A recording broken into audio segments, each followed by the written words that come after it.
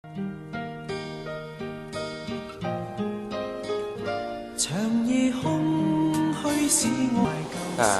家好，咁今日呢，就係年30晚，即係話咩呢？即係年初一之前最後一晚。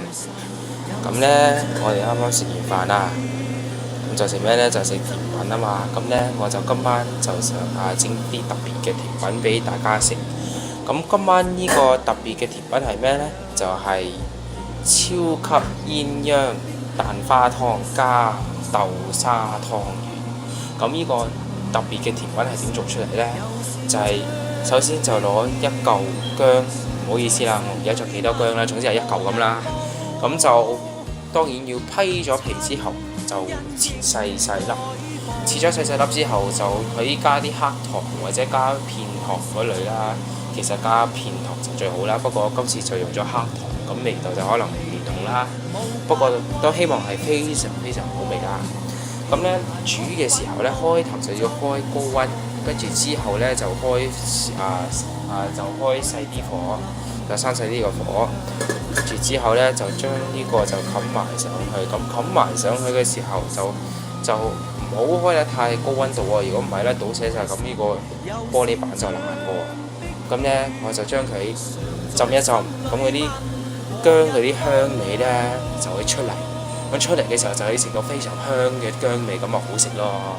咁呢，浸一浸佢，咁呢，到咁上下嘅時候，就將呢啲湯圓，咁其實你可以自己猜都得嘅。不過呢，我都好攰㗎啦，而家都半夜啦，差唔多1點鐘。咁呢，我就喺大統華就買咗啲現成嘅急凍嘅湯圓。咁其實呢個牌子都幾好食嘅。即係雖然我唔係呢間公司嘅代理人啦，不過其實呢間公司買咗其實差唔多10年，非常好食。咁呢，我陣間放嗰啲湯圓入去嘅時候，就再開始個 camera 啦。咁陣間再見。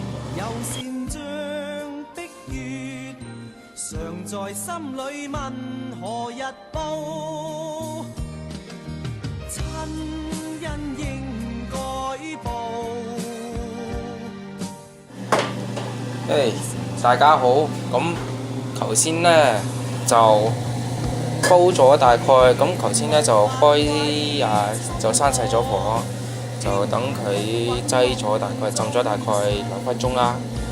咁開頭其實呢，你就點呢？就係開高溫，咁開高溫嘅時候，等佢開始滾嘅時候，啲水滾呢，就慢慢咁閂火。咁慢慢閂火嘅時候呢，就會咁即係你慢慢喎，即係你開完，即係你閂細咗少少之後，見到即係你閂到根本係見到啲水係開始即係滾得慢啲嘅時候就停啦。跟住之後你就繼續咁樣咯，咁你就繼續咁樣咁做啦，就 OK。咁我就開咗一包，咁每一包呢就有10粒呢啲豆沙湯圓。咁我哋屋企人有4個人，咁呢，我諗2嚿湯圓一個人都夠啩，而家咁夜，咁OK 啦。咁我就將呢啲湯圓，咁我就慢慢咁小心，哇！哎呀，咁你小心你開嘅時候就唔好掂呢個嘢，如果唔係你好似我咁樣辣親手。咁呢，我就將呢個湯圓咁就慢慢落去，咁OK 啦。咁你擠落去嘅時候呢，你就小心喎，你唔好你擠落去嘅時候，你就唔好咁樣彈落去喎，因為彈落去嘅時候呢，就彈到周圍都係，就唔係太好啦，係咪先？咁呢，我就睇下啦。咁我擠落去嘅時候，就差唔多落到去嗰個水，即係嗰啲糖水個面頭，之後個面呢，就先至放落去。如果唔係你咁樣彈落去呢，彈到周圍都係咁就好啦，係咪先？咁呢，呢啲其實都仲係儲藏嘅，即係其實都係結咗冰嘅。咁呢，我就可以將佢就溶晒先做啦，或者即係就咁都 OK 啦。咁你就擠咗落去之後，就再開翻高溫，就開大火。咁開大火之後呢，就煮到佢浮起為止，浮起咗為止之後呢，就知道係熟咗㗎啦。浮起咗之後呢，我哋就將呢個蛋就要將呢個蛋嗰啲蛋黃同埋蛋白就要將佢分開咗。咁分開咗之後呢，就可以開始做呢個鴛鴦超級蛋花。咁我下一段就俾你睇點做，唔該晒。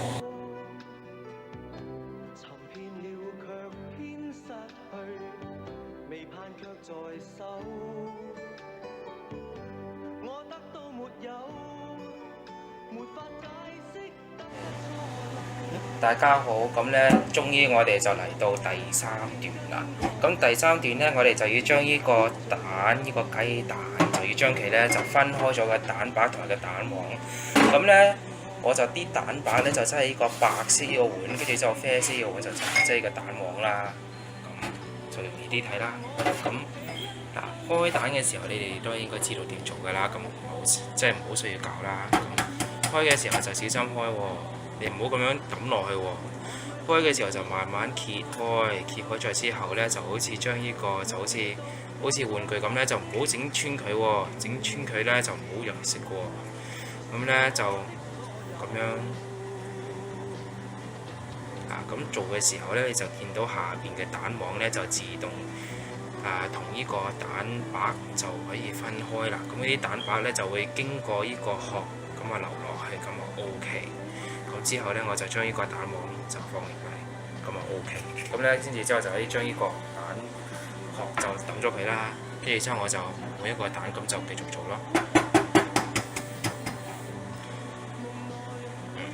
呢個仲要考技巧，唔好夾硬開喎，夾硬開嘅話爆到周圍都係喎。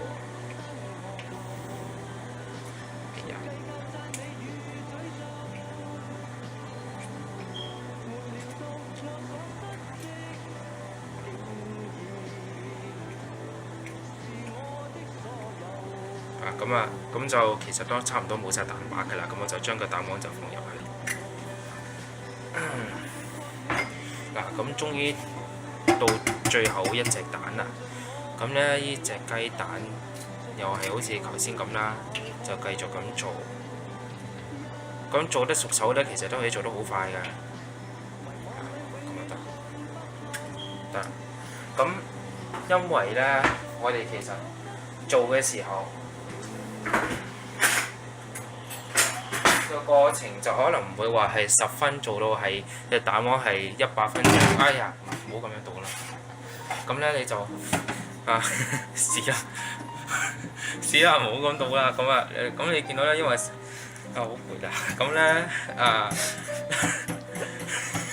咁呢咁我就將呢個蛋黃呢就搖好佢先。咁整好咗之後呢，我哋仲有啲蛋白，哎呀試啦，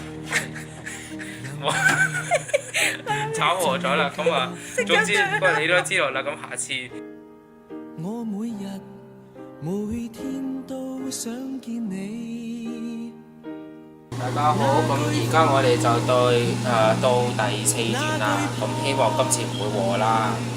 咁我哋今次呢，開錯咗佢，就攞呢個叫做匙羹。咁呢，開頭我哋開始呢，就擠個蛋白，咁放呢個蛋白嗰個蛋花呢，就要將呢個就將1羹咁樣咁就即係做幾個圓圈。咁做咩要做幾個圓圈呢？就係因為如果你咁樣倒晒落去呢，咁咗成皮嘢，咁唔好睇噶嘛。咁呢，我哋就將佢就好似咁樣，就唔好做得太耐喎，即係做得快喎。咁就繼續咁樣做啦。OK。有細啲，跟住之後蛋黃又係咁做。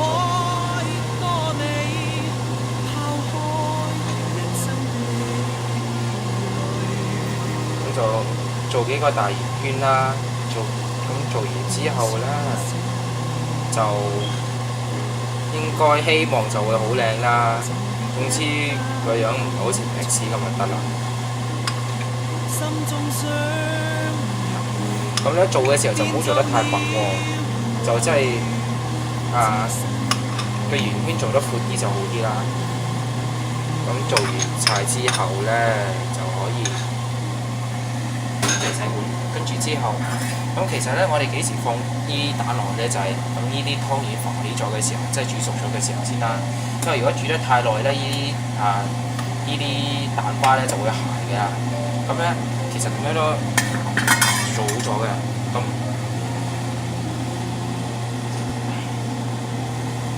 我哋就用呢啲我哋叫做係就放呢啲湯圓入去。咁點劑咧就係、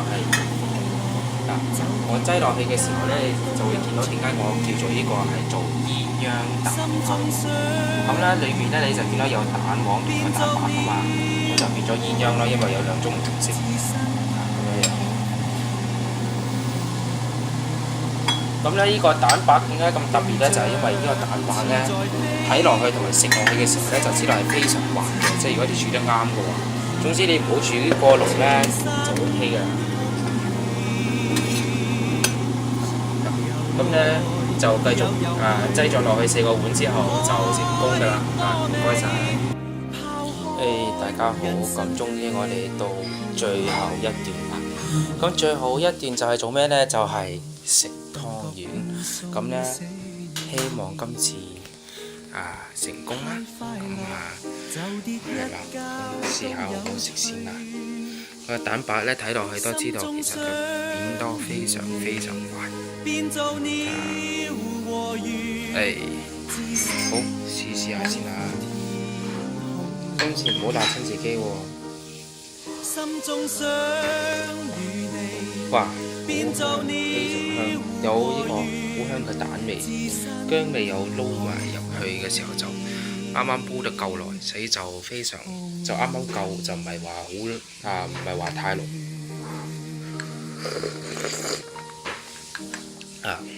咁呢個蛋花咧就非常滑，係咁多啦。咁祝大家新年快樂，身體健康，恭喜發財，拜拜。